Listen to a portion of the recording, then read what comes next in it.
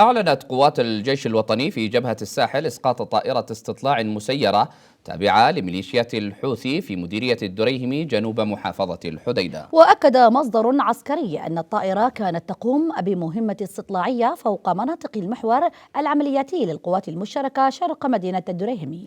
ولفت المصدر أنه تم إسقاط الطائرة في قرية كويع من قبل قوات الزرانيق التهامية التابعة لقوات الجيش الوطني في المحافظة.